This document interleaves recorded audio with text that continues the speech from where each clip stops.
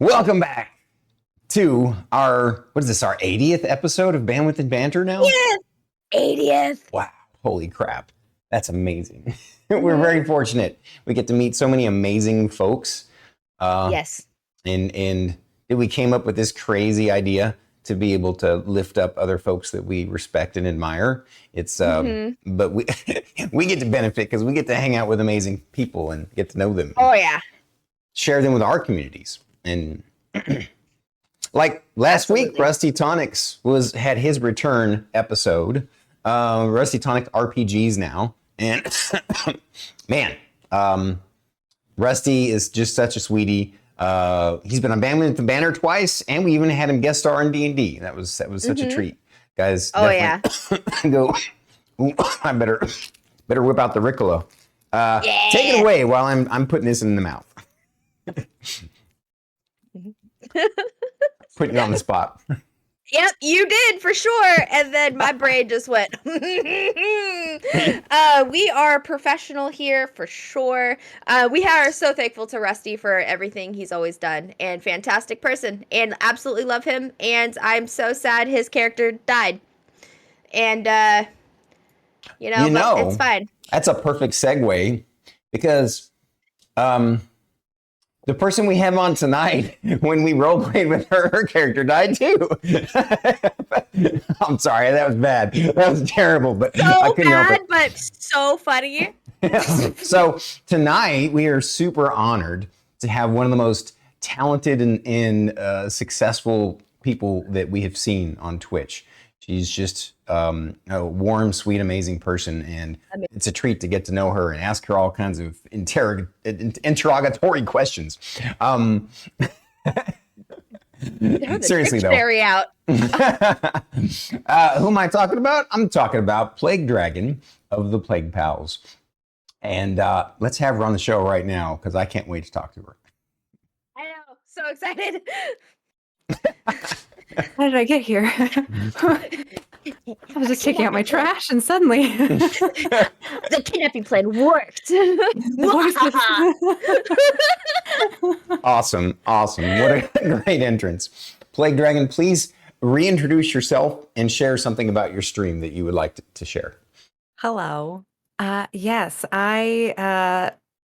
PlayguePals is a sort of a conglomerate gaming group where we stream and we raise funds for nonprofits and we try to sell you a computer game. It's great. It's amazing stuff. Very focused. Really quick before we dive into questions though, I don't know if you guys can see the pinned comment, get ahead of the game. Just do it now. Just click on that link, hit add to wish list. Just do it. And you won't have to worry about me showing up in your dreams and scolding you for it, okay? So you don't want everyone's that. Gonna want that. No, they will not. They will not. I can assure you. So you might as well just go add that to your wish list now, and so you don't have to worry about being haunted. I feel like they're gonna want you to show up in their dreams and scold them. No, because it will be in my Eldritch alter ego, which would be my bird. Ego? It would just be my bird form, which is amazing. And is it the same bird who ate a liver in a certain story? No. But it will now. I will take your liver. So go follow. Ironically, that eldritch form of her is actually the least loud form of her. It's true. You would have to really listen. And it would just be like a micro whisper, and it would just be kind of annoying. So you just might as well do it now. Micro whisper. I like that.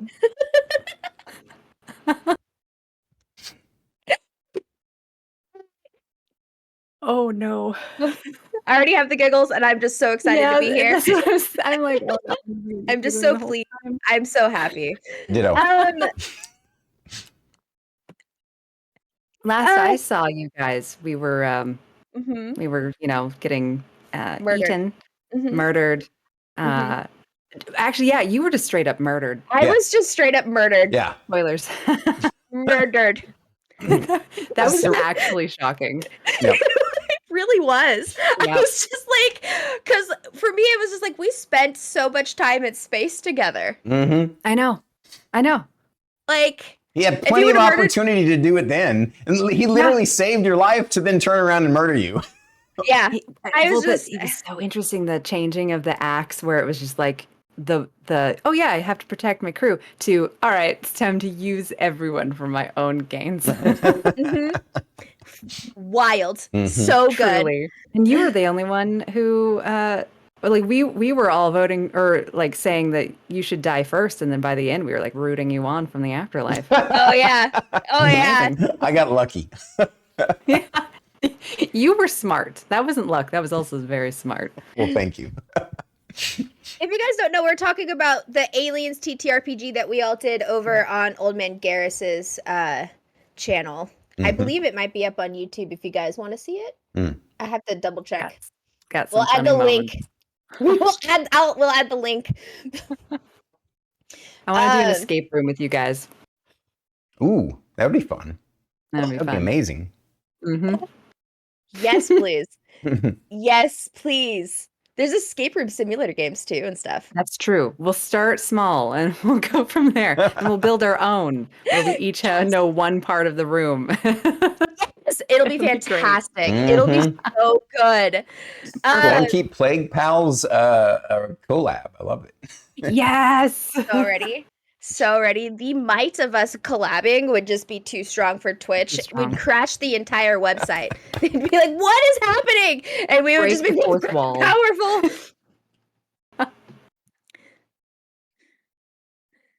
Ooh, Yes, it's you I see kicking that. things off. I see that. Sniper wolf. Sniper. Okay. Oh. Please, Emily, please share a boring fact about yourself. Oh, there's so many. Let me think. I have like flashing through so many ideas right now. I like to dust first, which I feel is very, classic.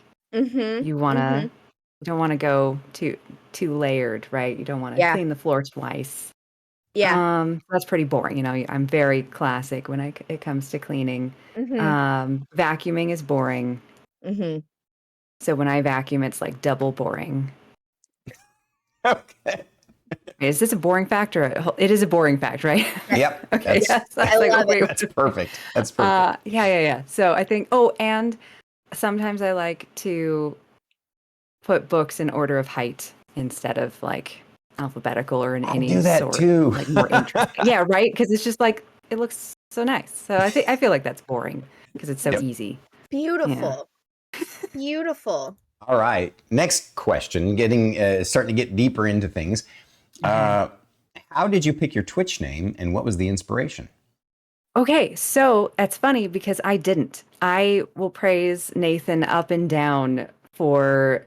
So back in 2020, COVID had just started, and he's like, it would be fun to like get a group of people together, and so he just made a Twitch channel called PlayguePals. Half a year later, I'm sitting with my dev, Will, my programmer, and we're like, okay, we should make a Twitch channel so that we like have a way of reaching people about the game and understand what people like about multiplayer games and such. And so I'm like, Nathan, I need Nathan because he's a stage manager like me. He knows how to run things. So I'm like, hey, we're thinking of a name, but this is what our plan. He's like, guess what? I have a pretty cute name that you could just have. So I'm like, yes, thank you, and ours. So I will always say he was the one who thought it up. My nickname in theater was Dragon, so I just grabbed Plague and stuck the two together because I had a username that already had Dragon. So I'm like, we'll brand it. We'll just connect it all. So adorable name from Nathan. I think it's inspired by something else, but very on brand. And then I hired a art team to kind of build a brand around that name. Which is So, fantastic, by the way. The little plague doctor masks and everything. Yep. I love thank it you. so much. The plague I ones love it. are. I love them too, especially since like I told them like the basics, like it's cyberpunk, futuristic kind of thing. Like go off of that, and then the rest was their imagination, and they're amazing. I love working with other people around creative stuff. It makes me so happy. Oh yeah, it is so beautiful to just Agreed. bear witness. Truly. I actually have a mask that I created. It was the base of it is actually a plague doctor mask, but I made it into a raven mask. I love masks so much, dude. Me too. Everybody's like they're creepy, and I'm like, no, they're beautiful. Tiny homes for your face. I'm actually in the middle of painting one right now because I was like, I need something creative and fun to do, so I'm going to paint a mask. I love that I am so so much. excited. I have a bunch of pine cones too, where I'm going to make like a pine cone crown. It's going to be great. Yes. And then go out into the forest, become your eldritch bird being, and just take Yes. over the world. I like Yes, this. it's my plan. Always have You guys a are plan. safe though. You guys are safe. I will say, No, unless you take us don't out. follow. Take us out in the post-apocalypse. It's fine. Okay, I'll do that. Build on our Build- bones. Phoenix. Bone. Plague Dragon, what D&D class do you consider yourself to be in real life? Wait. Like a D&D class, you said? Mm-hmm. Oh, gosh.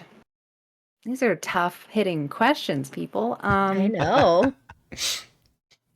Let me take you through my logic as I consider each step here. Mm-hmm. When I played Baldur's Gate as a teenager, online computer, I had no friends who admitted that they played D&D. Very disappointing. I always played Ranger, Okay.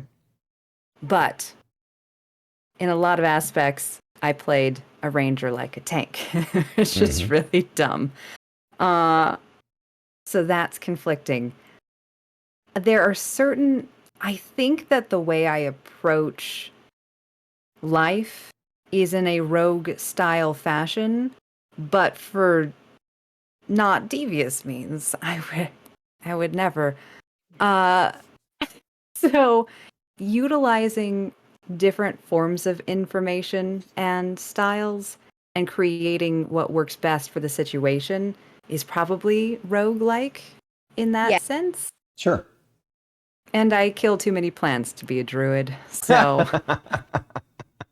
I feel that too. I think that I will I'm not say, pretentious enough to be a knight.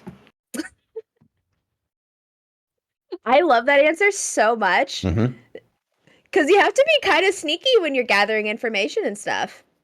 So Not sneaky if people just tell you things. that's true. That's true. That is true. Wait, what are you guys? I feel like we should know our team. So I've said that I am a bard barbarian because I like to I'm rambunctious and loud and fun. I like to be entertaining and whatever. But as soon as I'm mad, I can't concentrate on anything. But then of course everybody's just like, "You're so a druid," and I'm like, "You're right, damn it." So he's a triple class. I like it. So Stormy's just like, "You're triple class," but I'm also willing to drop bard and just do barbarian druid. Because same thing, I still can't concentrate if I'm mad at something. Banter and berserk. Yeah. Yes.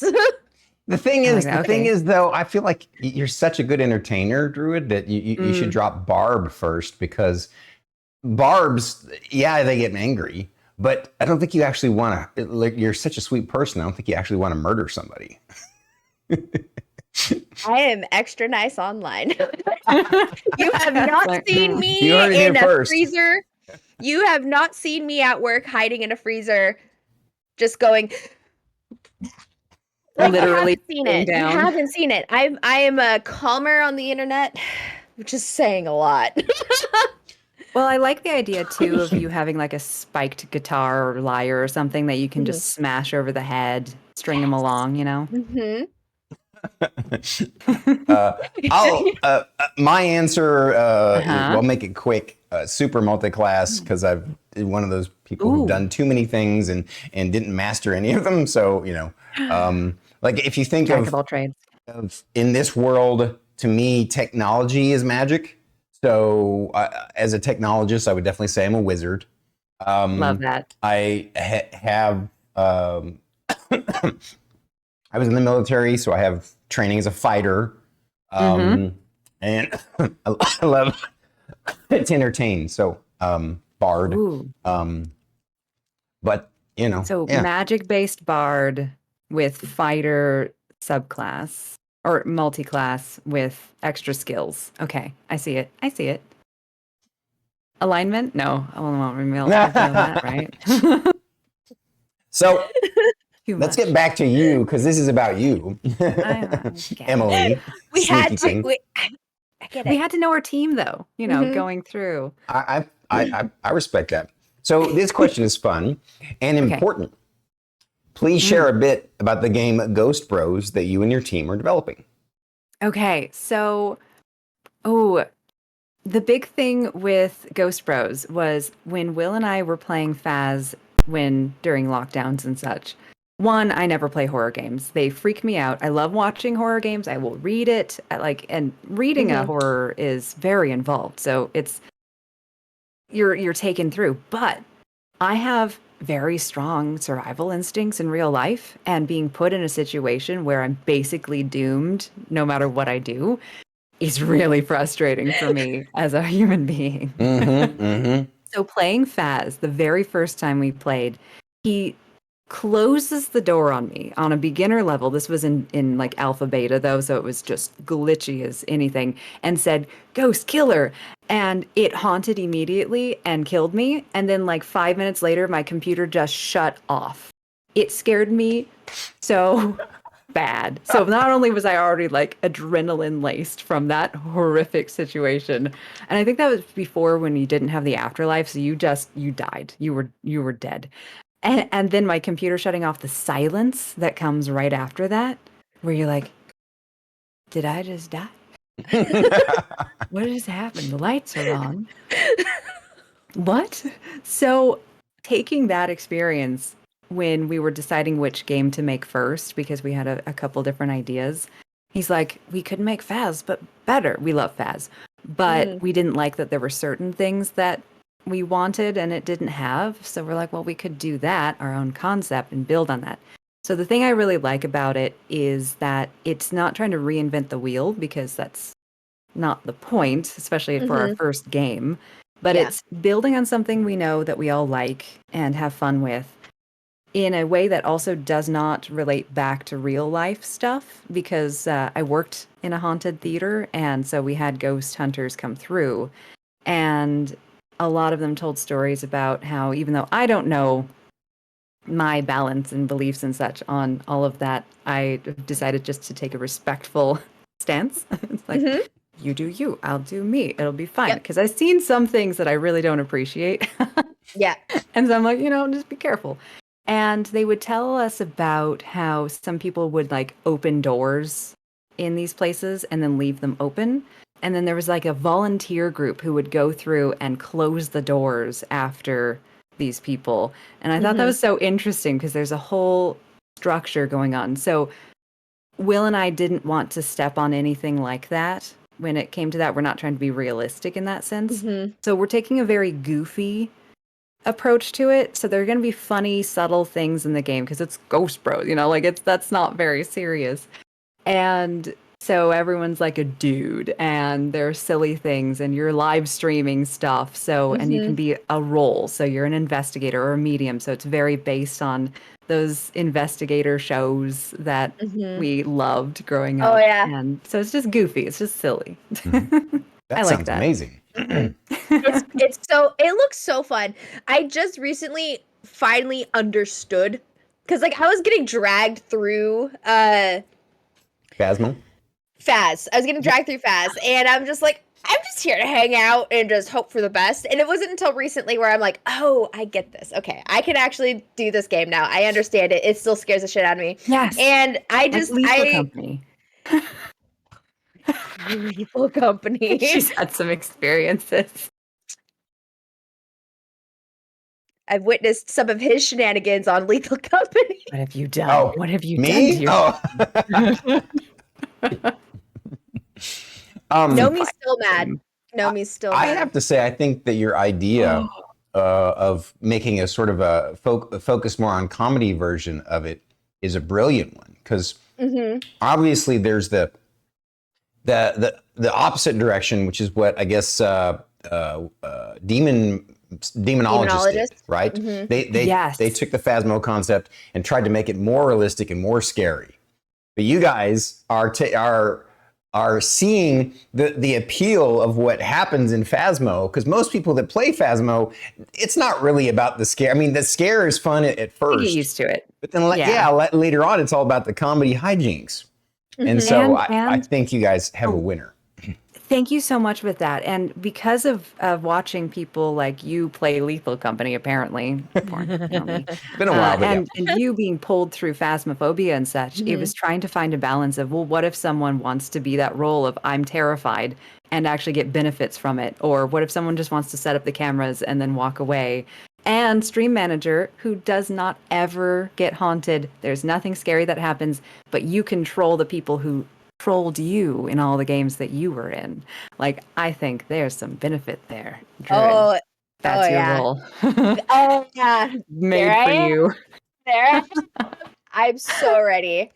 I think you are. We'll have you test it out when we have it established. Listen.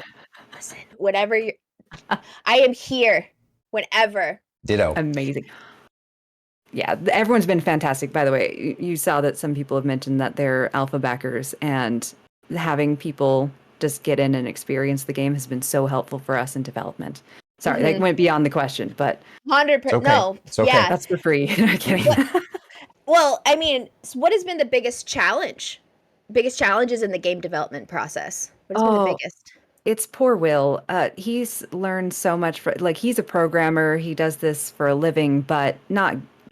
And we both worked on games in the past. Like, he's made his own little games, and I've worked on other people's games. But coming together to make something, it took a lot of communication for me to be able to say, hey, I'm going to come up with an idea that is impossible for you to do with programming, and it's okay. Like, I'll say ideas, and then you just be like, I can't. And I'm like, that's totally fine. But then on opposite, like that was the big thing on making sure that he knew he didn't have to disappoint me. Like, we felt in the beginning like we're disappointing each other constantly. And then we just had to sit down and have conversations where it's like, we're not disappointing each other. It's fine.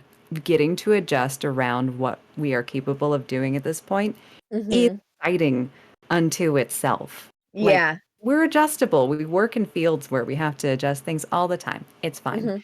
For him, it was a big thing. We had kept making solid decisions where it's like, okay, it's going to be a multiplayer like Phas. Okay, we're going to have some stuff for solo play because we don't want it to be reliant on having friends, because honestly, before 2020, how many people really did play multiplayer games? And so we want to have that as well. So let's just say the statistics went up. When he's struggling with all of these bugs, and I'm going in with other PlayguePals, and we're testing and breaking everything every day, every week. And then he suddenly comes up with this idea of like, well, what if I create an entire structure of computer-controlled NPCs that also play the game with you and do all these roles and blah, blah, blah. I'm like, Will, no. Focus on the one thing. You were just saying how much you were struggling with that. This is crazy. He did it anyway. And like, I will never regret trying to save him from himself, but I will never regret him doing it anyway, because that was fantastic. So where we are able to communicate was a challenge to begin with, but has continued to develop. And then trying to keep either of us little ADHD brains focused on one thing is a nightmare. But we get through it. It's something. She can relate. I was gonna say, somebody empathizes with that a lot. Oh no. It's like that. There's a YouTube channel where the husband is not ADHD and the wife is, and the shenanigans that occur is just brilliant. And I feel like that if any of my friends who are not ADHD, it's like, I'm so sorry. I'm sorry. They love us anyway. So I'm so sorry, but we're so excited. Yes. Mhm. We are This- unbounded energy. um, so Plague Dragon, between software development, Kickstarter, the charity stuff, and your streaming, how do you balance it all? Trying to decide if I can say that I do. Fair enough. I think that I definitely don't. It's a long form habit of just being a workaholic and having insomnia, where all of my life I've just been like, well, I'll do that too. But a big thing is I keep to it. So I had like 5 careers for over 15 years that I had established and battened in. And then every so often there would be a week or a month where it was like, oh, what have I done? The consequences of my own stupid actions. What is this? And then it would solidify again and be like, oh, hey, I didn't pay any prices. Let's keep going. So now that I am chronically online instead of having a physical job that pulls me away from my work, it's a little bit worse and a little bit better. So don't do what I'm doing. That's the big thing. I have no moral high ground in which to tell other people how to live their lives, but I can act as a warning. You can get a lot done in this form, but I don't produce melatonin. I have a medical issue that makes me chronically insomniac. So when you see me not sleeping, I take 60 milligrams of melatonin to sleep 3 to 5 hours now, which has saved my life. But there is no balance. There is no hope. I'm kidding. But it looks like I'm doing too much, and I am. Let's just put it that way. Don't do that. It might kill you. Thank you for your candor and your honest answer. Yeah. No, the big thing for me is I will continue to make mistakes, but I'm not going to sugarcoat it. I'm not proud of the mistakes I make at all. I think it's a bad idea. And then we're like, come on to our podcast. One more thing on your plate. A break. This is nice. This is like you sit, you chill, you talk. It's great. I like Okay, it. good. Okay, good. 5 years ago or 3 years ago, how many years has it been? 4 years ago, before COVID, never could have done something like this. Mm-hmm. So shy, so scared. Still am, but stronger will. I love this. Okay, good. And you're amazing at it. So we're glad that you made that leap. The day is young. We shall see. I know you touched on this, but so what drew you to Twitch? Like, what was the solidifying factor of Only marketing. It has changed so much since then, but full candor, so I worked in some way in YouTube. Nothing big deal, but I knew how it worked. I knew the mindset of it. I knew the psychology of YouTube. Yeah. You make content, you put it out, and no matter when, the more content you make, and with some amount of sustainability and content, make sure it's something you're proud to put out. 'Cause at the end of the day, it's more important than just success. And it's out there, and eventually will be found by an amount of people. Twitch is an entirely different animal, and when it first came out, I'm like, that seems silly. And then I started actually spending time on it, and I'm like, oh, I get it. The psychology of Twitch is very much around, as you guys know, that live element and connecting with people in a much, much different way than any other content kind of website. And it's a lot more honest in a lot of ways, for especially where we are in the communities and the realm, I'd say, the cities of Twitch kind of thing. Yeah. Where we're down here, down is not a bad way, more of a like we're in a community where we're talking as equals and peers. Where if we look at some elements like what was that dude with the hair? Oh, Yeah, right. Dr. Disrespect. Oh yeah, Okay. yeah. Basically any of those larger characters, Mhm. which is an entirely different platform for them Yeah. than Yeah. it is for 99% of anyone else using it Right. at Yeah. any level, from 100,000 to 100. Mhm. Entirely different. So I found that fascinating and I love studying that kind of psychology. But the reason we started on Twitch was because of wanting to make our game. It just Mhm. makes sense. We're making platforms that will promote it. However, the psychology that I approach that all on has entirely shifted. I Mhm. became incredibly attached to the community, the Mhm. elements of just hanging out and doing stupid stuff, putting myself out there as not a, because I worked in very professional environments, Mhm. and the putting yourself in a situation where you just kind of look dumb all the time, not on purpose, not as a character, just I'm bad at all of these games. I'm not catching this kind of thing. You know, you're putting a vulnerability to yourself, but in a way that I really enjoy because it's fun with you Mhm. guys. It's fun to Yeah. do things that you wouldn't typically feel comfortable doing in a professional space. It's like Mhm. a friend space. And I think that I am just as strongly affected by what's the parasocial relationship in any, like, I don't do it that, I do it that. Like, Yeah. I love you all, and I never want to leave. You're mine. You're my friends in my community, and I will Where'd you go? continue to upgrade the Are you server. okay? What is I happening? I had to pull myself back so much of being like, you're stalking them. Leave them alone. They just had a bad week and needed to not be here for a week, Emily. Walk away. So yeah, my psychology has changed a lot in the past 3 years. Yep. Nice. I love your incredibly intelligent insights in these topics. Oh, thank you. Yeah. Overthink things a lot. I can relate. Yay. We both can. For sure, though. So, Emily, what did family and friends think when you told them you planned on streaming?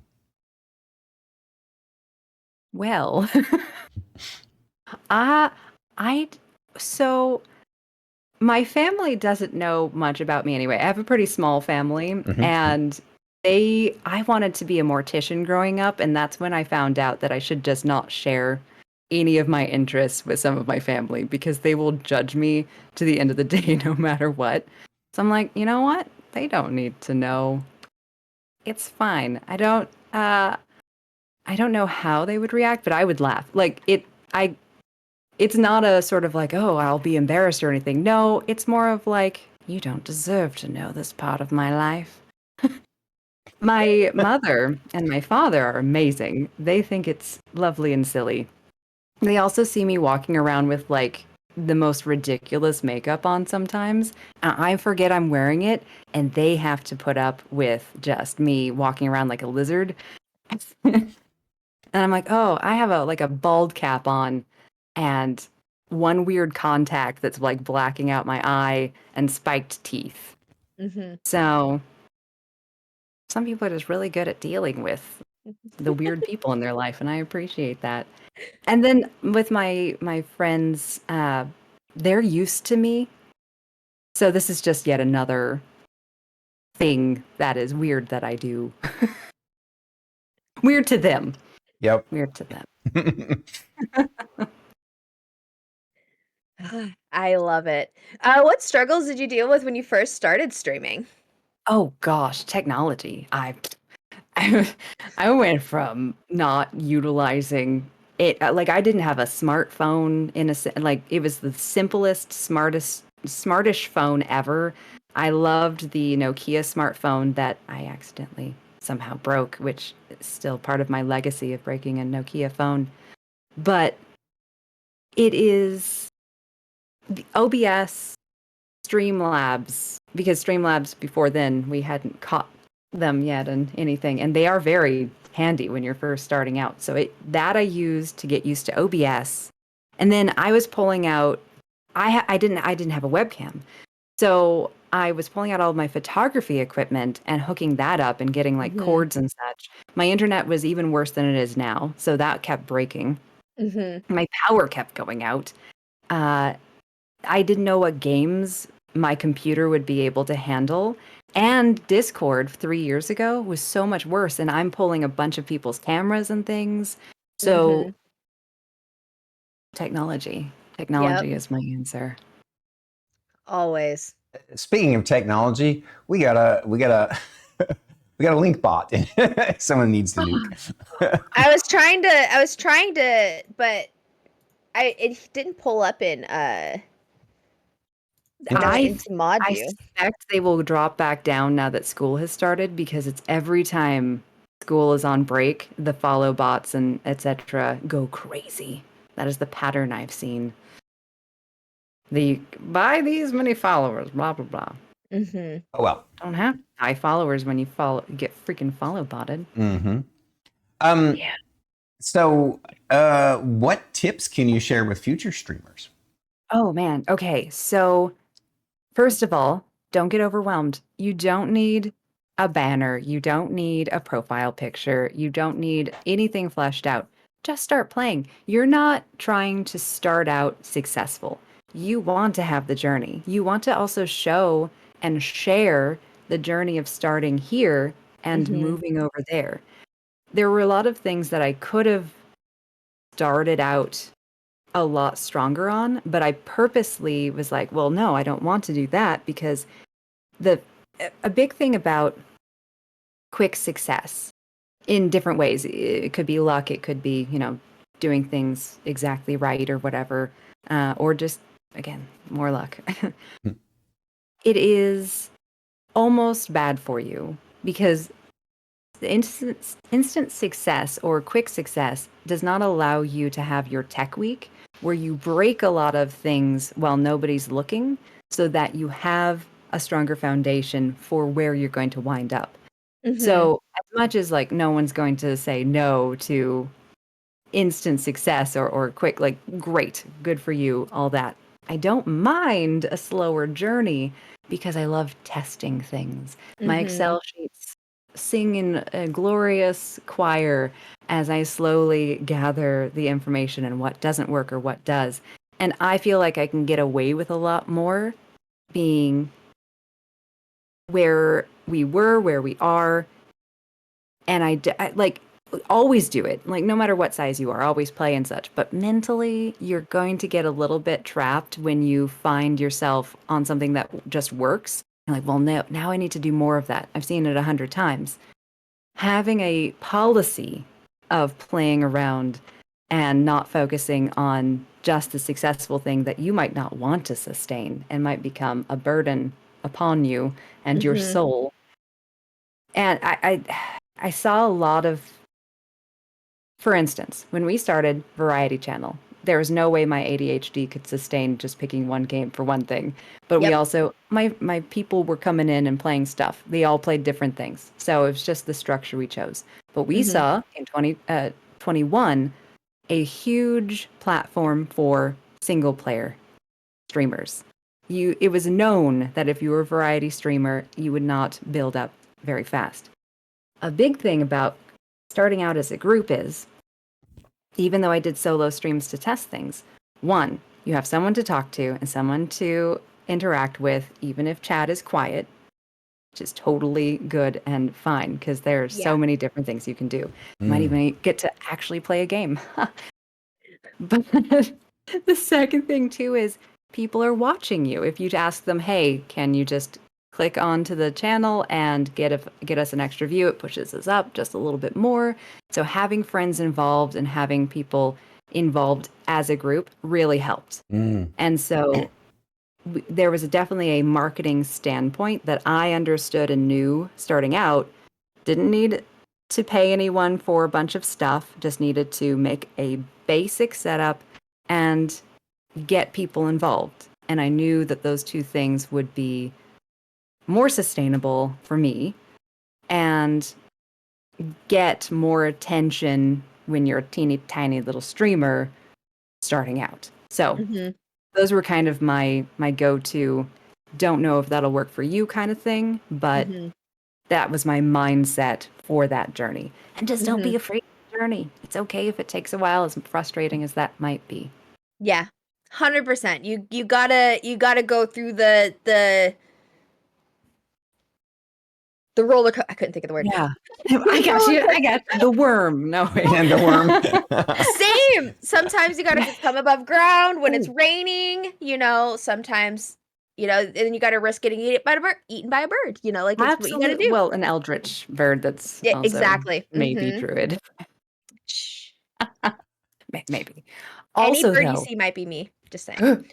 it is. Birds aren't real. The whole time it was just the wrong They theory. aren't real. They're me. There is something else, though, I really want to share because I will stand by this forever. We are not affiliate for a few different reasons, but there's one that I suggest that people consider. If you are a small channel, I'm saying sub 100 and such, but you hit the affiliate goal, wait. You don't have much control over the ads, which means that no matter what, you might be pushing a potential community peoples that you'll get to know and love later on away before they get to know you. Mm. Wait until you have a sustainable community because there aren't enough benefits to the affiliate perks at that size that you can't do using bots or things like that. Yes, you might be not making certain funds that you could be, but longevity and building something that is more accessible is an important step for the future. So I always recommend at least wait until you have like over 100 followers or even 1,000 if you think you can get there without feeling stress on yourself or whatever. It might take a while, or it might be something that isn't what you want or need. So do what you want, but the ads can be really detrimental. Thank you for that I hate advice. ads. It's interesting. I hadn't looked Yeah. at it that way. And I'm fine going through ads for other people. That's not a problem for me. But Mhm. it is a psychology thing of if you don't know if you want to be there and there's an ad, you're more likely to not stay Mm. to figure it out. Mhm. Hmm. Yep. As somebody who Exercise. has Yeah, especially as somebody who's just like, I popped into somebody's chat, I'm like, "Oh, okay, this seems cool," and then 3-minute ad, and I'm like, "Okay, bye." They're so long now. They're so long. Yeah. It's so frustrating because Yeah. it again, it's not coming from a mindset of I won't sit there for you to watch it. It's more of a, oh, I hope that's not affecting anything else. Mhm. Twitch just needs to fix a lot of those issues, and it's not on the streamers too, because we have no control over that. Mhm. Yeah. Annoying. 100%. What do you enjoy most about streaming? Oh, the community. I Hmm. don't even like people that much, but you all make me like them. It's very annoying. I had my own angry little old person mindset that I was going to go into through the rest of my life with, and then Twitch Mhm. made me actually start liking talking to people. Very frustrating. How dare. I I feel know. that. How dare. Yep. It's awful. Now to be social and What in the world? I lost my voice so many times the first year from talking never to talking way too much. It's crazy. Well, on that note, what is your favorite thing and least favorite thing that you have streamed? Oh, freaking horror games, man. There are so many games that Zeal and the rest of them were like, oh, it's not a horror game. I'm like, the tags are literally horror first. Just Yeah. because it doesn't scare you doesn't mean it's not going to make me cry. So let's see. What's my least favorite? Maybe Fear 3, because I just was anticipating so much more than it did, but I still was miserable. Phasmophobia still scares me. So, but I think I got to a point where we did it so much it was better. Labyrinthine, though, horrible. That was the beta too, so they wiped out all of our progress, and I'm like, no, I'm never going back. I can't. That was awful. Uh, Yeah. what's the one? Alan Wake. Amazing story. Still scared me. And there's a dude named Barry, and I was just really no spoilers, but I don't like Barry. I don't like Barry. Fuck that guy. Yeah, he freaking jump scared me, and that's not even his role. Favorite was probably Pico Park. I couldn't I've breathe. seen that. Dude, I was laughing so hard that I was half passed out in my chair, which didn't matter because they just kept like pushing a button that killed us all before I could even move anyway, because multiplayering that with people across the world is not good when you need to now push on a button that people cannot tell where it actually is. So that one, that's my favorite, I think. Highly recommend. I've seen gameplay of Pico Park. It looks wild. And it spoils nothing because it's still really hard to do. So do it. I think that would be amazing. Listen, that's on the list. That's a list for Friday games. Perfect. How do you choose game? Hold on. I can read. How do you choose the games you use when you do the team voice acting stream sessions? Love that question. That's my favorite day. I had so many actors, because I stage managed for many years, who were listless during COVID. So our very first Sunday game was the KFC dating game, Finger Looking Good. It's ridiculous, but I'm like, okay, it's marketed. So since we're a PG-14 channel, that seems safe to do like visually and such. So I got a team of like 15 people and we played through it, the shenanigans. We barely played that game, but the voice acting and everything was so fun that I'm like, we're just doing this for the rest of time. And so since then, we've almost never missed a Sunday. But the big thing is I never replace voice acting that exists. So the game has to be something that did not already have actors or that it wasn't fully voiced. Like Persona 4 has some voice acting, but mostly isn't. So we went ahead and turned that off because it was a special request. I'm like, okay, in this one case. So that's probably the most not fit that we have in that category. But a big thing was like I'll go on not Indiegogo. What is that place? Itch.io and Steam, and I'll find something that hopefully we played one that has like cannibalism, and so it was making some people uncomfortable, and so we did have to stop that one. I really want to know what happens though, so I want to finish it offline. But that one pushed people a little bit, so I'd say that's another one where you learn a lesson. I try not to spoil it for any of us, but I do try to peek a little bit just to make sure if there are tough topics, we have trigger warnings and things that you link to. And that way people can just go in blind, or they can go check out some spoilers and see if that'll be okay. We did Doki Doki, which was very stressful, but wound up being good. Good discussion too. And so it's mostly my checklist is, will the content be okay for the most amount of people? Because if it isn't, we can do it offline, put it on YouTube. That's fine. People can pick and choose. 2, is it voiced or not? If it isn't, good to go. 3, will we like the story? Is it short enough where we can do... No, that's a lie. We did Dream Daddies. That took us like a year. That was a long game. It was great though. So I don't think I have any rules on how long it takes. We'll take breaks though. We'll do Monster Prom and then go back. Also, I'm okay with language and things that can be censored because we have this policy of just ridiculous over censoring to the point of like, oh, it says hell? Heck. Oh, it says heck? Well, that's just rude. We'll have to say hell. So it's just silly. I love that. Emily, what in your background helped you develop such impressive voice acting skills? Oh, none.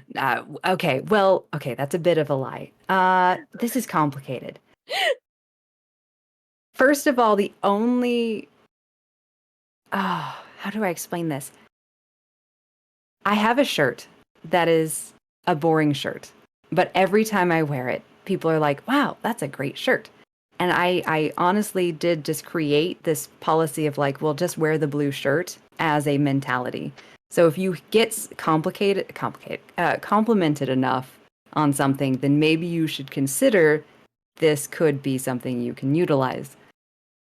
During COVID, I had a ton of Zoom meetings suddenly, and I had no headset mic or whatever. So I had my microphone that I've recorded other people on, and it sounds nice. I'd get a lot of compliments or been told that I sound like a robot, and those were very conflicting feedbacks. But I was like, okay, so the more I do is mostly on the faith, complete blind faith, that there is something that I can utilize with my voice. I love Because it. it's very hard to see that kind of stuff for me. And I feel like other people will feel the same. You just have Yes. to rely on other people to tell you the shirt looks nice. Yep. So you asked specifically with that question. There are two things that help me with voice acting. One is when I was getting my writing certificates, there were no classes on how to write copy. Copy can be for radio spots, commercial spots, things like that. I was writing for learning writing for basically any creative space, computer, television, novel, as a ghostwriter for many years, so that did all wind up being handy. But the only class I could find was a voice acting class. So I do know a lot of tips and skills and things, but I took the class not for voice acting, but to learn how to write for voice acting. So I have that under my belt, which is very handy. I pulled out the book, my book, and I'm like, okay, maybe I should actually read this. And then the second thing is youth theater, and my sister didn't want to be alone, so she forced me into theater when I was younger. And then I was paid for it a little bit for mystery shows, and like sometimes schools would want us to come in, and like I'd be a pirate and just insult the children all day for like $20 an hour. I still to this day don't know what the point of that was, but it was some of the best days of my life. I would recruit some of them as my own little pirates, and they'd follow me around, and then we'd kidnap people and move them around. It must have been like school events. I don't know what the point of that was. That is absolutely amazing.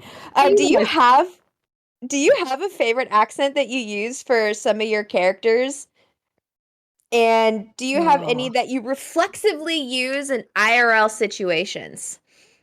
I definitely, to feel more proper, do English every so often, but not like real English, just like Hollywood English of like, oh yes, let me dine tonight on my fancy meal of rice and beans. Look at it. So that's my fun. Not Irish. That's not an Irish accent. The fantasy pirate accent that I have gets into everything. I don't know why. I don't even know how I made it, because I don't really do accents all that well. I just play with them. But that one, it's in my soul. I understand the one where it just lives in your soul rent free? I got that one too. Well, and actually, I know you're trying to avoid questions from you guys, but Stormy, when you were doing that amazing Georgian accent, but then the English was seeping in. I feel like that's your default. Even though the other accent was so strong, I didn't think you could break it. It was so strong, and then suddenly that one night, it just kept. You just kept going in. Yeah, I don't know what happened there. And I turned Southern. My old brain was just like, we're gonna default to English now. After 5 hours, I think that just happens. It was glorious, though. I knew, I was like, I'm not doing an accent. It's just gonna be me, because I am gonna end up stealing everybody's. Character actress right there. I love that. It is harder to act without an accent, in my opinion. It really is. Yeah. Interesting. Or like a tonal shift. Like I have to, if I'm playing a character, there has to be like, there's like, because Thera is one of those deeper voiced, slower Yeah. cadence. Mhm. And in order for me to get into her headspace, I have to change how I completely talk. Otherwise, it's just going to be me yelling at you. Like, Well, I like that cadence too because those are the real hard-hitting insult kind of voices Mhm. where it really just digs into your soul. I love Oh that. yeah, my husband at the end of D&D would just be like, "Babe," and I'm like, "I'm sorry, It's amazing. sorry, I didn't mean to."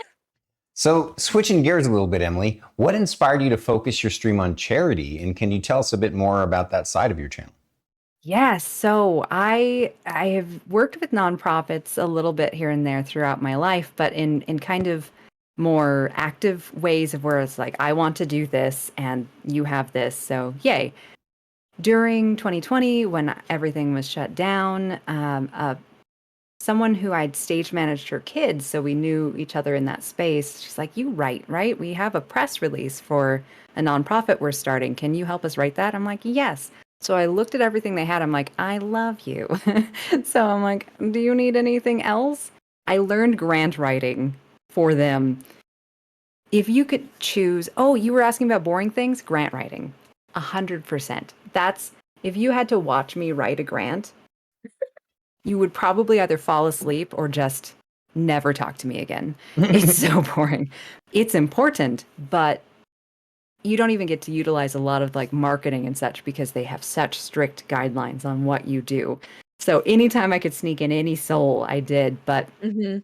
I learned a lot. I did a ton of research, and the more involved I became, the more I was like, this is great. A big thing is since I'm a volunteer board member, everyone has volunteered for a long time, but now BIPOC Support Foundation, the group that I work with, they are at a point where they're doing a bunch of school programs and things. And so, which is amazing. We got almost Mhm. every grant we applied for because everyone was like, this is amazing. This is great. Reducing stress in young children. What?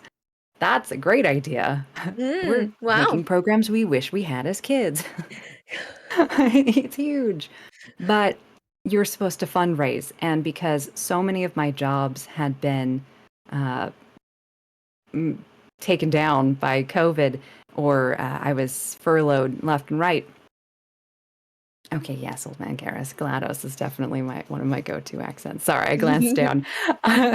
You said switching gears, and I was like, oh yeah, GLaDOS. But I would make donations, and I still do. But I was like, I want other people to know about this because I love giving to this group because you give financial support or tell other people and they get volunteers and they use they create more programs. So I was seeing this amazing filtering of everything we did went into something and still does 4 years later. And so that's something you can get behind. So I was like, well, why don't I learn how to fundraise while I learn how to stream? So I think 1 month into streaming, we did a 1 month fundraiser for BIPOC Support Foundation. Then as we went, I think by the end of that year, I'd become better friends with a friend of ours, Chad. I always say I inherited him from his brother because he's brothers-in-law with Will, my programmer. So got closer to him, had a bunch of questions for him because he streamed and such. And he's a huge advocate for Extra Life. Extra Life is so smart. Mhm. I'm like, we must study the ways of Extra Life.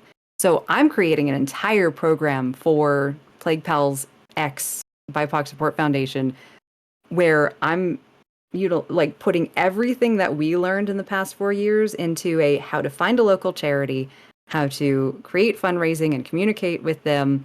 And if you want to raise funds and such, here are all the lessons we learned, and we'll stick it on YouTube as soon as I can. But it's so important to be connected with your community. And I never thought about that when I was just working so much before. So it's an important part in my life. It's an important part in so many other Plague Pals. And as much as Extra Life, I've read their tax reports and things like that. It's not perfect. A lot of the money that they raise does go back into like fundraising and things like that. It's very typical and it's better than many. But they teach you so much too. You raise funds for Extra Life, you get to connect with your local hospital, you learn more about them. They're so willing to come on and talk. So it's a great intro. And then go from there, find a local nonprofit, take everything you've learned and raise funds for them and become involved in your community while having fun and playing games. And occasionally letting them torture you for it. I'll definitely be reaching out because I used to do a lot of fundraising when I was younger. But of course, I was a kid and I was trusting the adults in my life. Yeah. And, and now in hindsight, like obviously like it was not a very good charity, even though it was something that was super close to me in my life. Because at that time we were doing fundraising for Autism Speaks. And Didn't don't realize know. like On a I level, didn't know. yes. And that's the biggest thing because we're living life. We're trying to be informed. We're trying to do that stuff. But if something is advertised well, then it just like, okay, that's so simple. Same thing with Locks for Love. They're not a very great charity. But the people who have donated and such, they've done it for the right reasons. Right. It's just that also that kind of education and such. How do you do it? So that's something I want to cover where it's like, well, how do you actually research your local charities? How do you know? What do you look for? Because we didn't know, do we? Like, there's so much. Just like, oh, face value. This will be great. Yeah. Yep. 100%. Oh, man. Switching gears a little bit, Emily. How did you get into underwater photography? I have a fear of water. Oh. Wow, that's brave. I love it. Facing your fears. Facing is a strong word. It was like, well, let's just be miserable all the time, but make it look good. Yeah, I really didn't like water, and I thought, why not mix something I do like with what I don't? And a great excuse to pull my friends in and hang out with them because I can't shut off the work part. So I developed a whole thing where it's like I teach people how to underwater model. I was able to work with some designers to show off their work. But it was, I did it more as trade than anything because I had a ton of fun. It put a break on things. I only got hyperthermia a few times, which is great. And it really made me focus on the creative side that I really enjoyed. Do I still think I'm going to get eaten by a shark in a pool? Have I done stupid shoots in the ocean? Yes, it is all correct. I've also invested very little money into it because it's free diving. So it can be very cheap if you choose it to be. I don't like spending money. I went through your entire Instagram that you have on Plague Pals, and I tell you, it is beautiful. Thank you. It is so beautiful. I will absolutely shoot you underwater the next moment we get a chance. I could do so much with you. You are adorable for one thing, but like there are so many things you're into, and I love pulling people's interests and making that into their themes. I have a little obsession with because there's like that mermaid subculture, and then the subculture of the mermaid subculture is the siren. Yes. And I'm just kind of in my feminine rage era right now. And I just want to scream at everyone all the time. And so that's basically where I'm now at. Imagine some streaks of black and red fabric around you, some interesting organic swirly, your hair blowing out behind you. Will create bubbles so that you're pulling like air from the surface down around you. So we see the tremulous water. We'll pull some lights coming up, just hitting you at different angles. It'll be great. So much fun. I'm flying to LA tomorrow. Who needs to go to work? Who needs it? Who needs it? So, Emily, why is it that you seem to be a magnet for bird drama, and what is your most harrowing story? I find this. Gosh. I It's not just birds. It's butterflies too. Like butterflies just hate me. I was attacked by a whole swarm of monarch butterflies when I was a small child, and just the other day I was out for a walk and one of those little white butterflies that come out later season just hit me straight in the face. I think that I have a multi-generational feud going on with butterflies, that they have been gaining forces, training, going through generations of angry butterflies being like, we're going to get her, we're going to get her, we're going to mutate, we're going to do whatever it takes. And this is as far as they've gotten. Like, it's pitiful to have an enemy that is so sad.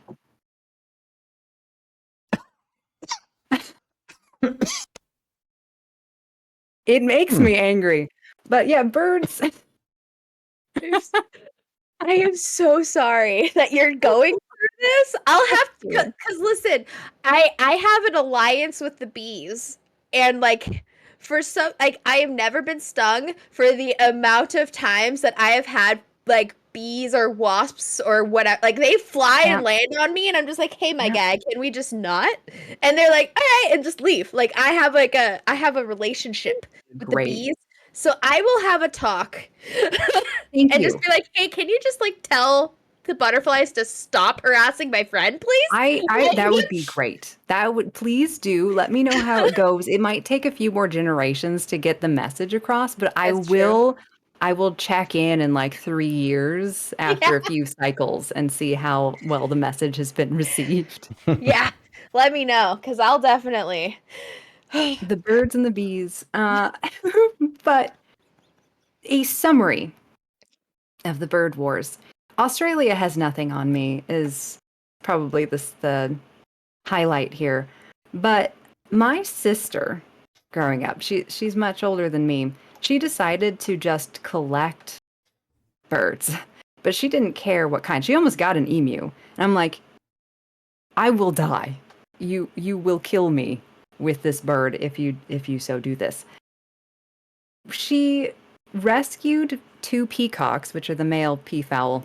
I think I don't know why I explained that, because most people just say peacock and don't say peafowl. Peafowl is the breed, like all of them. Peahen and peacock are the 2. Anyway, she rescues 2 peacocks. They're incredibly defensive of their territory, and so one of them would take the front of the house, one of them would take the back. I had a quarterstaff on one door and a broom on the other.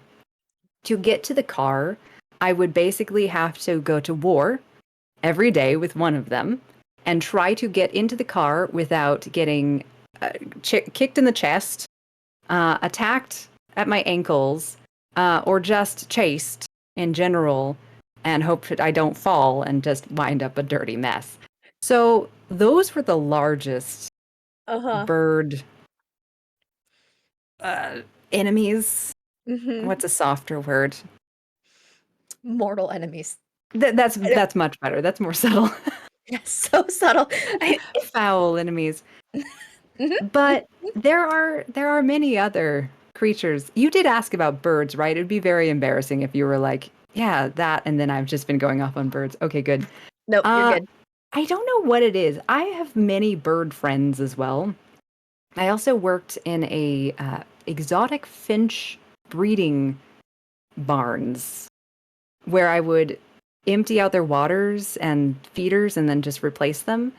And sometimes the finches would escape, so I would be the one who would have to chase them down and catch them. So maybe word got out. I don't know. But yeah, geese are in general very angry birds, but there are, like, if you're, you know how with black bears you're supposed to look big and scary? You can do that with geese as well, but make sure you do it over their heads. Like a zombie walk, basically, because they're like, will they sometimes just attack you anyway? Yeah.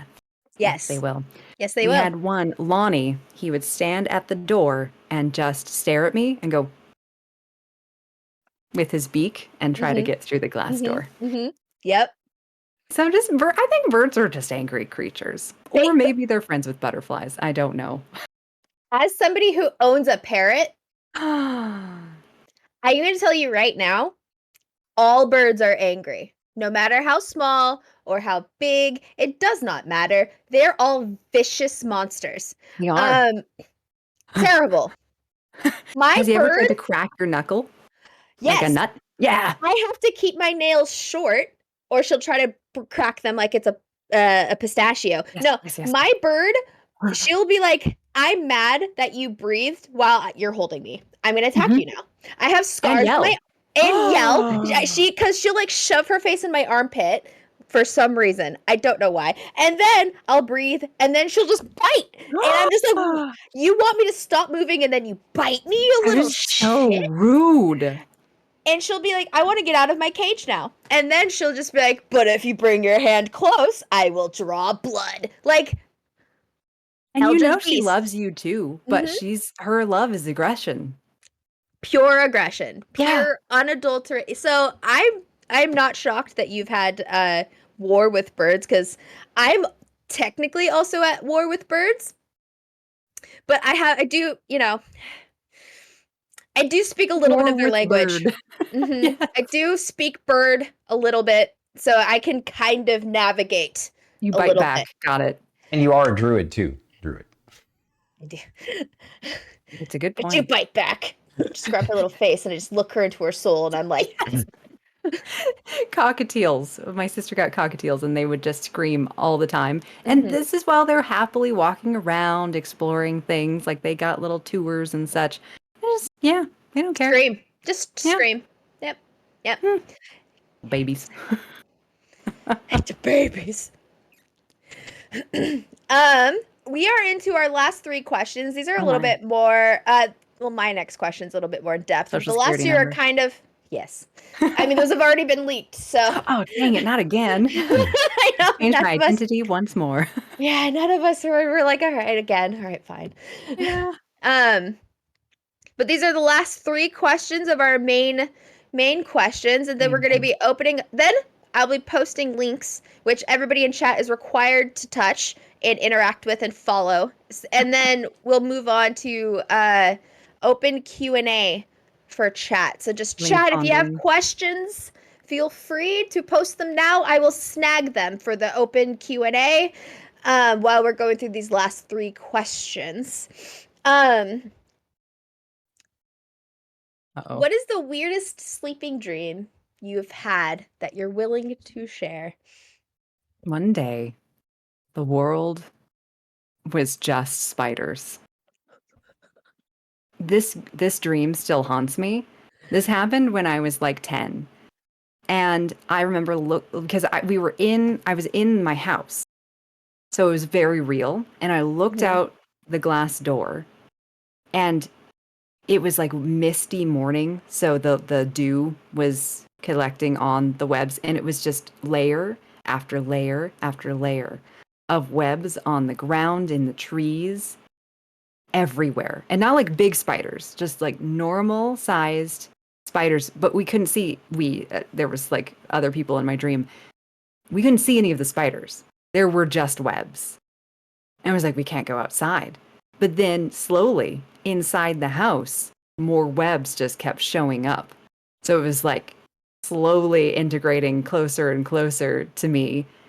I wake up in a start, like sitting up. I look Mhm. down, this huge spider is climbing up my bed sheet. And I'm like, oh, oh. And then I blink and it's gone. I was like, I was still asleep. It was a What night do I do terror. with this? It was horrible. I've never had such a false alive dream as that. Like I've had terrible nightmares and things like that. That just goes with, I think, not sleeping very much. But Mhm. that one, the possibilities of what all of that meant and like the non-conclusion of understanding why haunts me to this day. This is the first thing that popped into my head when you asked that. Wow. That's a scary one. Thank you for sharing. It was uncomfortable, Yep. Yeah. to say the least. Yeah. Uh, I would be uncomfortable too. Here's a fun one. If you could have any superpower, which one would you choose and why? Mm. I've thought about this so many times. Not flying. That seems awful. Uh, I've also thought about like living forever kind of thing and a sustainable life so that you can learn and you're not in pain as an old person or whatever, just frozen in time kind of thing. I think that would be cool. But at a certain point, you'd want to stop. So that seems a bit of a trap. Mm-hmm. Traveling fast just seems like it would be very bad with my ADHD. Like you travel half across the world and you're like, shoot, I forgot my glasses, and you just go back. You don't think so much about it, right? We need Yeah. that moment of retrospection for running off.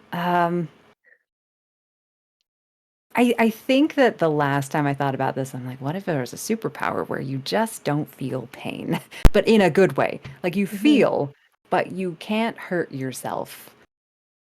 And I think considering that I'm sitting here with a bloated toe that is slowly turning more and more black from my activities yesterday, that's the superpower I would choose. Would it make me less careful? Yes. Would it not be that much of a difference of how I handle things anyway? Yes. I can't get hurt. I support. Just realized I this hadn't is muted a- myself. That's a great idea. It's brilliant. That is You can't fantastic. get coughs. You can't get sick. Highly recommend. Oh, that would be so nice. Oh man, I could live with that. Yeah, quite literally. Yes. No. All right, this is an either or. You okay? You agree? Like you pick one, the other one disappears from the planet. Ranch wow. or barbecue sauce? Tabasco sauce. That's not one of the two choices. You make the other two disappear. Only people can have Tabasco sauce. I mean, that's your answer. That's fair. I love it. Wait, hold on. We'll take ranch because that way you can mix Tabasco sauce into it. So it's like creamy Tabasco sauce. Listen, actually, that was the argument that my husband and I got into. But he's a barbecue sauce person, so he's like, I don't care, barbecue sauce. Doesn't pair enough. But I can make aiolis with ranch. So Did you guys know that barbecue sandwiches are really good with both ranch and barbecue sauce on them at the same time? It sounds weird, but it's delicious. it does not sound part weird of to me. my brain just heard you say ice cream sandwiches, and I need you to tell me what you did say. Yeah, barbecue. Did I say ice cream? No, I'm pretty sure No, I said I know you didn't. I know barbecue you didn't. sandwiches. Barbecue sandwiches make so much more sense. Ice cream sandwich and ranch and barbecue sauce. I'm like, this is a special kind of food thing that I need you to explain to me. No, okay, this makes As a connoisseur of making sandwiches, I can definitely say ranch and barbecue sauce doesn't sound weird together at all. 'Cause No. I have seen some combos. Yeah. And plus you put Tabasco sauce on it and it really brings it all together. So The way you feel about Tabasco sauce is the way I feel about sriracha sauce. yes. You So, find your flavor and you stick with it.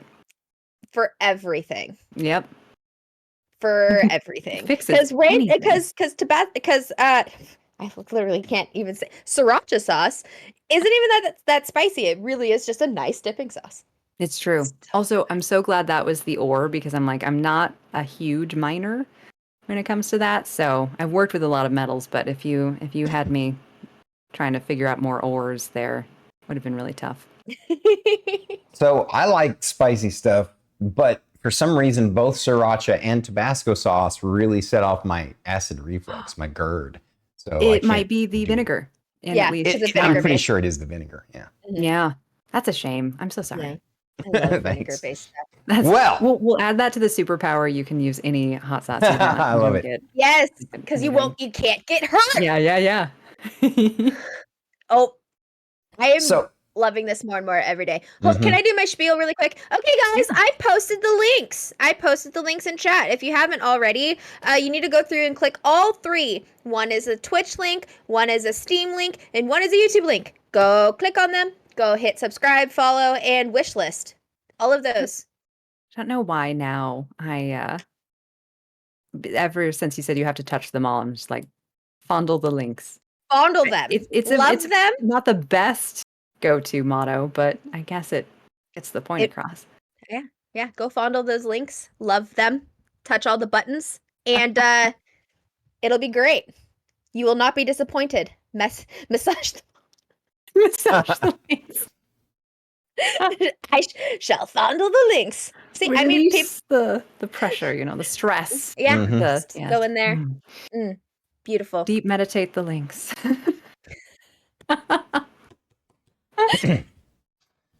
Also, if any of you were from the Plague Pals community lurking about, I hope that you started following this week, or might do so now, as a sort of like a what's it called when someone has suffered much and then you try to give them something after the fact. Just tell them that it was worth having to put up with me. Learn more about their lovely community. I did once. You said D&D LMO. Exactly. There's so many people who will love your content. Stormy's a fantastic DM. Well, thank you. 10 out of 10. Thank you. I'm just one of the annoying players.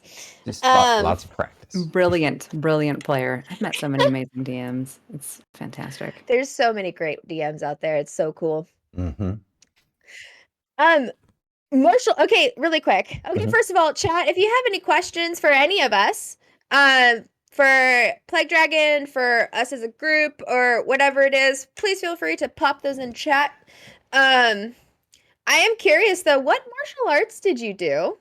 Okay, so I have a few. I was a fight choreographer for theater, and some when student films and such needed anything, they're like, come help us. Mostly because I am very, very strict when it comes to safety and such, so I followed a whole lot of rules that even some people don't in industries that they should. But when it came to what I utilized the most of what I learned, there was a mixed martial arts form that was it's like Taekwondo, but it's not about kicking people off horses anymore, more Texas Walker style, where it utilizes upper body and lower body. And then sort of a mixed martial arts karate style that was like more... I liked it. They took themselves very seriously, but I was there because it was a full body workout and taught some good techniques that I had reestablished since I took one. College was the one where I did like the mixed Taekwondo, and then after that I went into a private dojo. But before that, I also learned like knife fighting and other forms of just more non-confrontational forms of combat.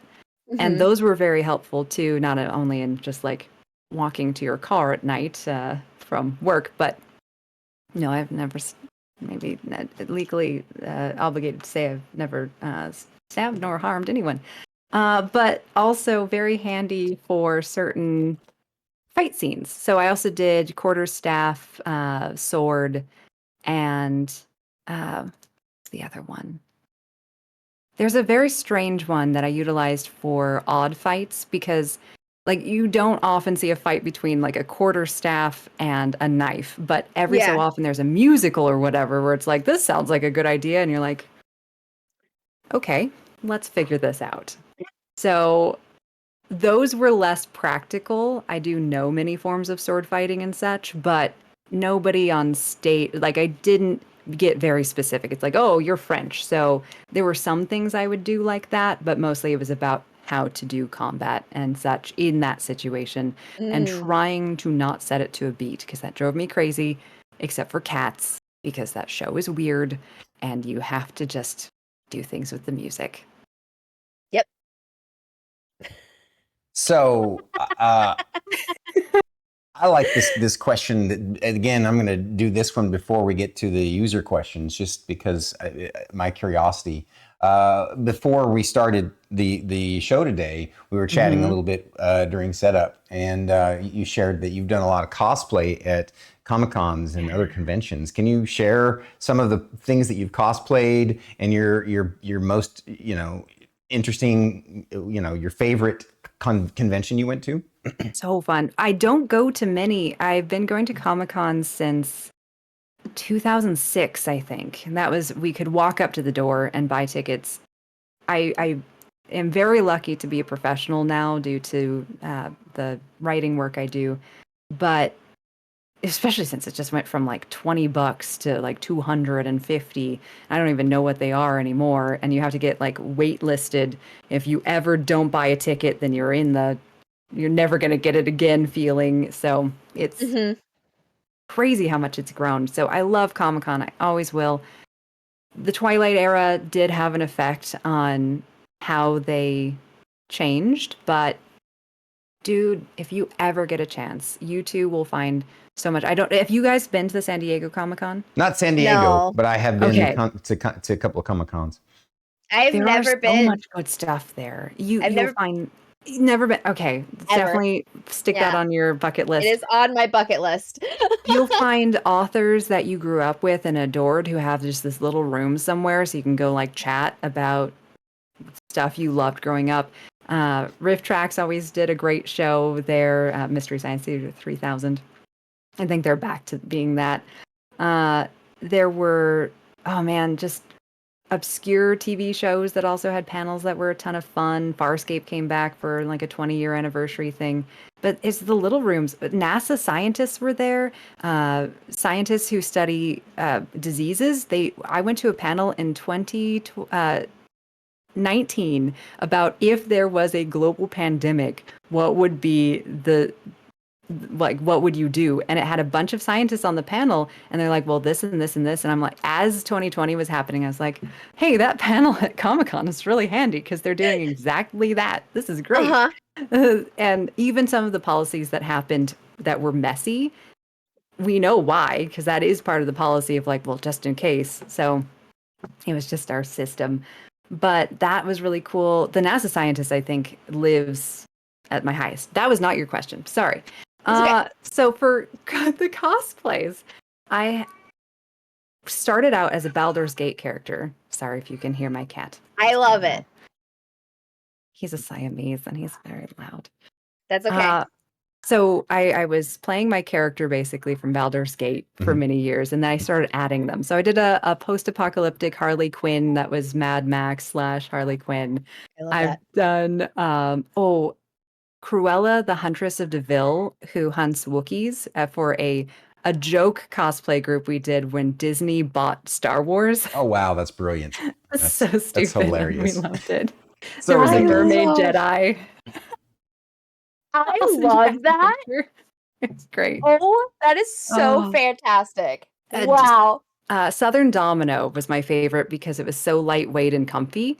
So I just love going as her big old cowboy hat and like double guns on my waist. That was really fun. I did a Venom style Scarlet. Oh no, not Scarlet Witch. Shoot, Phoenix, Dark Phoenix from X-Men. She was really fun. Yeah. But you basically can't eat when you're in a bodysuit. Like you can and you should, but the mindset is like, oh no, I shouldn't eat food. And when you're at a convention for 20 hours, you should not think that way. So yeah, I think those were my favorite standout ones. I think Cruella and Domino continue to be my favorite, but steampunk too. I've done a few steampunk ones. Oh, that's so fun. Nice. I love that. Just making things and having fun. I would dress as my first D&D character for my first one, my first convention. And you should. Like, Mhm. that's the way to get into it. 100%. That would be my first one. That's what Star Kitty did. I have to show you a Oh, picture of her yeah? someday. Yeah, her first time she ever cosplayed was as her D&D character. I love that. Yep. That's I'd run cute. around as my little elf. What would you be, Stormy? Oh, me? Yeah. For my first cosplay? Uh-huh. Probably Geralt. Yes. Yes. Good. Mhm. Absolutely. Very good. Absolutely. Approved. Either that or Sorin, the Planeswalker Magic the Gathering card. Of course, I'd have to shave this Ooh. off, but it grows back. So Yeah, yeah. Or it could be the variation cover. There you that go. has There you beard. go. Yeah. You just carry the border around with you and then stand in it. I've seen that kind of thing. I don't I think love it's it. hard, but you could get away with that. I love it. I've seen some amazing cosplays that people have done, and I'm just like, y'all are so cool. So cool. If anyone talks smack about a cosplayer, I will fight them personally. Good. So Will said to ask her about her love of goats. Why do you love goats? What happened? Will? Wait, how exactly was this question It said, phrased? if you want to have some fun and mess with her, Mm-hmm. ask her about mess with her. Tell her Will said to ask her about her love of goats. I knew it. I knew it was going to be phrased that way. How dare you? Goats, much like birds, have a thing. I used to milk a lot of goats for our neighbors and like house sit people who had goats. There were two pygmy goats. They're very tiny and adorable, but they have teeny little horns and horrible little tempers. So you walk in, there's a toothless llama, so he's chewing on your arm. You got two pygmy goats ramming into your ankles. Then you go to milk the goats and they're stepping in the milk or just biting you while you're working. And they're stinky. Goats are mean too. I actually had a customer who owns goats show up on Monday and just walk into the coffee shop and was just like, "Do you want to see my goat?" And I ran to his car so fast, and I was so I was so Was there a ready. goat And it in had the a little car? harness, Oh, and I was just like, I need a goat now. I will say the sweet ones are adorable. I'll give them that. And when they have little harnesses and like matching little leashes and things, and they're just walking around like little reasonable creatures, adorable. I want a mini cow. That is my dream. Mini cow. I need a mini cow. I didn't If know you that have was a not seen a thing. mini, look it up right now. Like you have to. Druid, have you seen pictures of a mini cow? I absolutely have. The face told me yes. You get that look in your eye because it's just too cute. I have really severe cute aggression. Can confirm. I is so- understand. Listen, I've had people just be like, "Hey, I hear you have cute aggression. Here's a cow. You can't strangle a cow to death." And I'm just like, "Thank God." I must love you.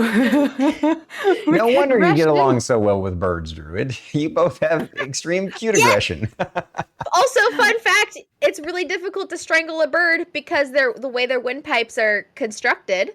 You can squeeze their necks and they will not die. Fun And fact. I will say that is one reason why in old movies you see people carrying chickens around by their necks. Don't Because do it. Don't great, but You can break their necks. That's not Yeah. good. But you will not strangle them because their necks, the way that their windpipes are designed, you can. which is why they're so interesting. Like that one that lived like 9 months without a head. Wild. Truly. Wild. Same intelligence it had before. So So Birds are crazy. we got 4 questions from the audience that we need to get to before we wrap All right. up for the day because these are great. Fair. The first Okay. one, let's jump straight to Sniper wants us to try and convince you that you need to DM for some peeps. I don't even know what that looks like. I have been part of 2 games, or 3 games now, which the one we did together was a lot more county than another one. 2020 was the first time I'd ever done a D&D game. So fun. It went on for every week for like 9 months, so it was really involved. But then they were all engineers, so they all had to go back to work because of COVID, lifting some stuff. So then that was the end of that. And we've done a D&D show on PlayguePals when we first started, but I was the stage manager, so I just push buttons. I don't even know what you guys do. You're just magic. Oh, what a sweet thing to say. No, it's just it's complex. It's interesting. Like I'm write like choose your own adventure kind of stuff, but Mhm. that's like you begin my journey and you shall continue down what I have created for you, and I change nothing. Have fun. You guys are like, and let my dreams become realities. Let me pull from the sky the very lore that shall recreate the earth and your imagination and your ability to see concepts as reality. That's crazy. There's plenty of DMs out there that would absolutely love to help you. That I'm going to check that in my mind because there are so many things I want to utilize those DMs for. I'll slip into your DMs for those DMs. Yep, absolutely. We also got connections too for people like if you have listen, D&D. We got you. I love that. We'll help you out. This is like taking the essence of nerddom and making it like a professional necessity. You guys are good. Thank you. Let's go. Let's go. Line grind. Yes, I do too. Line grid. Line grid. I love line grid. Okay, it's Sniper92 asks what got you all into D&D. Yes, tell them. I need to know this. Well, you first. Me? No, Me first? she's our guest today. Okay, let's see. I got a call from someone I did fight choreography for, and they're like, we're in desperate need of a ranger or a druid. Could you please join our D&D nights that we're doing during COVID? And I'm like, yes, but you must baby me like a wee little baby. And they did. It was great. That's how I got into D&D. Nice. Your turn.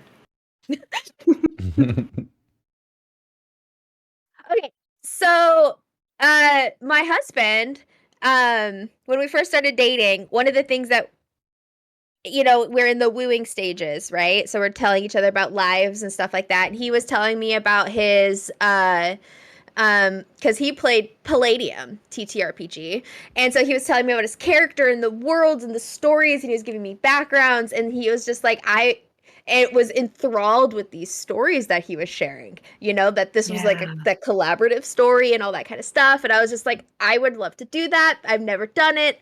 Like, I've heard about D&D before, but I was like one of those feral kids that lived in the woods basically, so I didn't do any of that. I know that's a shocker, right? And then we were trying to find people to play D&D with. We had a couple of like rough starts, attempts, and all that stuff. Like, we built characters and like all of these things, and then we had a couple of friends at the time like try to DM, but everybody was super inexperienced. It was just really rough going, right? And then we're on Twitch, and like I end up in Stormy's chat, and so we end up chatting, and this is before all of this, right? And him, like, I was in his chat because like I heard him mention that he likes D&D and stuff like that, and so I was like asking him questions, and then we end up DMing each other, and then he's like, I'll run a game for you guys, and so we sent a character That's so sheet. nice. Yep. And then then we start streaming it, and then we started a podcast, and here we are. That's literally all thanks with to the link. Yep. I love that. Then Star Kitty came up with the name of Bandwidth and Banter during our D&D session. Yeah. There's actually a clip. There's a clip out there of her coming up with the name Bandwidth and Banter. So, yeah, that was how I ended up getting into D&D. My first session was live streamed. Oh my gosh, that's amazing. my first campaign was live streamed, so super Let's say awesome. not your first session, your first campaign, because my first campaign. The first couple of sessions were not live streamed. We did go in later, but yeah. Brilliant. For me, not nearly as fascinating and interesting as these folks. I was 12 years old. It was 1981, soon to be 13. And I was super into like Arthurian legends and knights and stuff like that. And one day I was in this hobby store. Back then, hobby stores were mostly like model airplanes and model cars and stuff like that. And but they had a separate section with these books and in these boxes that had this cool knights and dragons and princesses artwork on them called Dungeons and Dragons. It was the original BX set, the basic and expert sets. And so I was like, Mom, my birthday's coming up. Would you get me this? That's so sweet. And then I got into it, and I ended up talking my friend to play. And so the first time I ever played was also, I was the DM. So. Oh my goodness. And- What's the statistics, do you think, of player to DM? What do you mean? Like how many times do you think you've DM'd in comparison, or been a player in comparison to being the man in the sky? I would say, that's a tough one.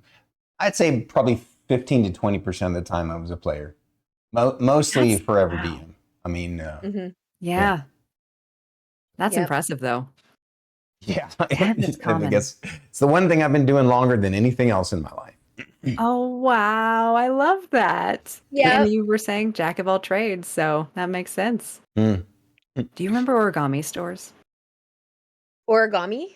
There would be like hobby shops, and then like sometimes instead of more like model such, it would be more paper or art based, and like origami was so big in Mhm. like the 90s. Yeah, Made me I think was of that. the amount of origami books I was gifted growing up was insane. I can Special still, paper. I can make an origami crane blindfolded still to this day. That's amazing. I can do cat's Like- cradle still. Like a lot of those. Do you remember those? So I think this was a way of getting us as ADHD children to do something with our hands other than running 100%. around burning things down. You're over there just innocently playing D&D, and we're like, let us create traps for our faces. Nice. how can we occupy their hands? Because I tell you what, if it wasn't occupied, I would have been catching stuff on fire because I totally didn't do that No. at all. Yeah, that's dangerous. Never. That's terrible. Why would you do that? Axe, Yep. body spray. Mm-mm. Nope. And the dude, like with the, oh yeah, dude. but it's for good excuses, because you had to like burn ticks sometimes, Like Yeah. that's bad to have Yeah. those dangerous things. There, right? it was dark out. There was no kids at the playground. It's fine. Okay. Yeah, it's fine. So this is why I didn't get into D&D sooner. I was too Exactly. busy feral Being an child in the woods. arsonist. It's a Really natural forced. progression. It really is. It really is. All right. The So third era of life. last two questions. Sniper asks again, what is our favorite class, edition, TTRPG? 5 for me. Like just answering right now because it's the only one I know. Right. Edition 5 because those are the books I read to prepare myself. Also, I think I would love to play a tanky character, but obviously, since I continuously play rogue, I'll call that one my favorite.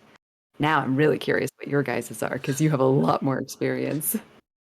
I'm gonna say 5th edition as well because that's the one that I know the rules to, and that's the edition that I started.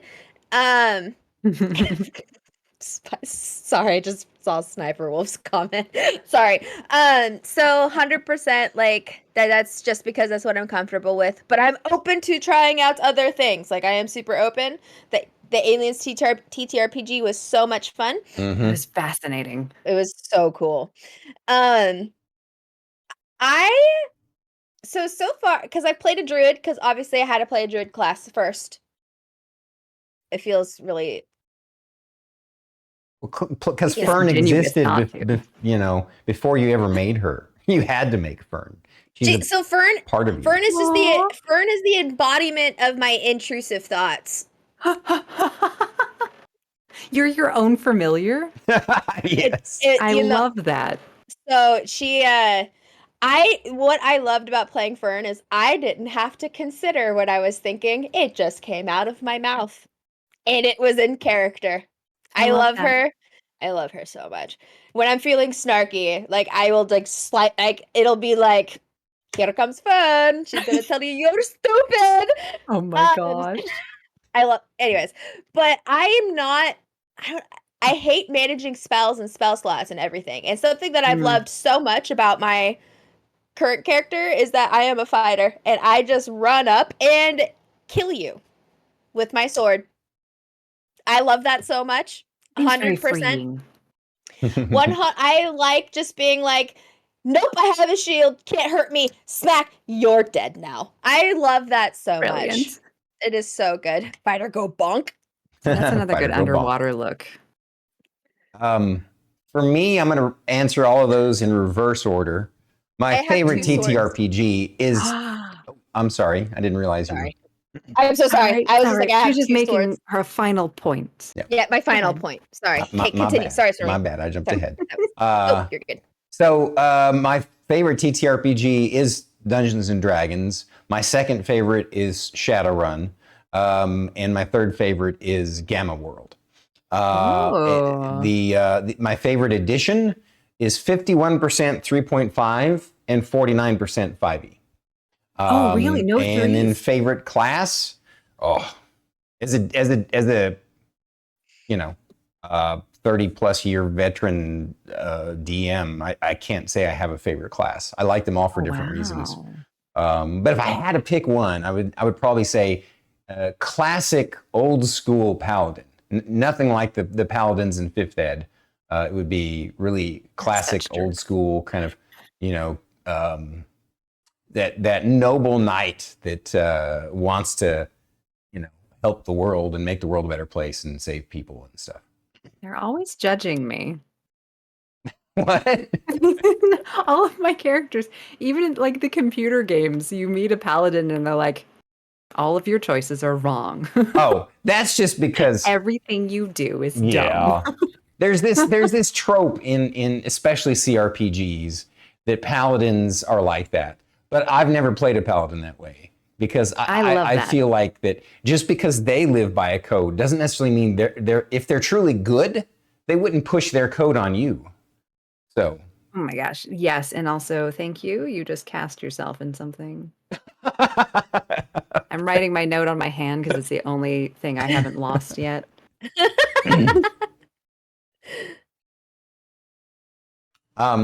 Ooh, I'm so excited. You get to do this the last question, and this is perfect.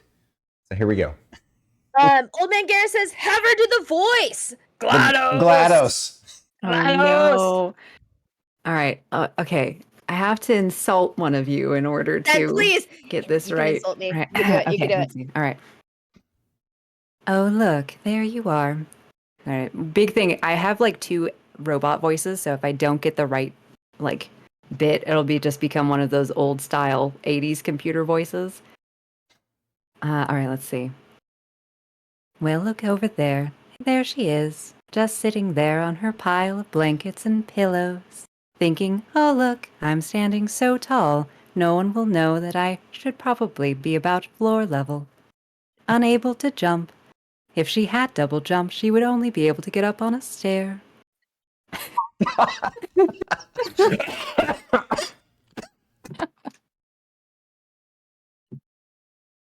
I'm sorry. Honestly though, I've heard so many short jokes. That one was definitely top 10 though. Top 10 short joke. You can't. It's so. Sorry, wait. I have to use the voice. It's so up there that you can't even reach it. I also have a robot voice, but I don't want to. I love it. No, you did it for me, and it is amazing. I love your robot voice. Thank you. It's inspired by the Starbucks. Thank you for your visit, but you hold on, wait. I know, right? You have to get into mindset. Thank you for your visit, but we are currently closed. Please visit us again during our normal business hours. Spot on. Spot on. With that, sadly, we must draw to a close. We've actually gone extra long today, but I have zero regrets. I'm super happy. No regrets. So good. And oh my God, Emily/PlagueDragon, you're amazing. Everyone, please go to PlayguePals and all the other links we've shared and help support this wonderful human being, this talented, multi-talented superhuman. I am human. We got to help lift her up. So, I am human. thank you for coming on the show, and Thank you for having me. You bet. You guys are amazing. You're I've been looking amazing. forward to this. I got COVID right after like us putting a date, and I'm like, we might need to push this a little bit because this is taking a while. So here we are, finally. So Finally, I just so good. Thank you so so happy. much. Thank you. Thank you. Bye.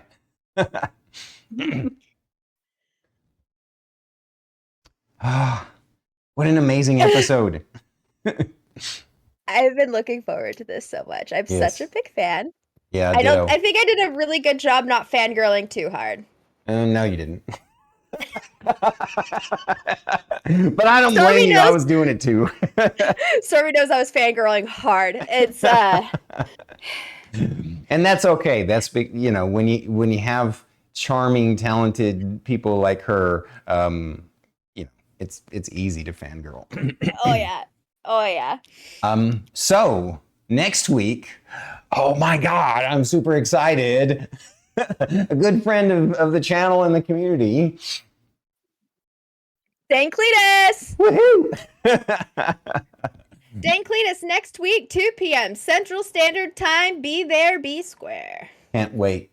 He's been just such a treat.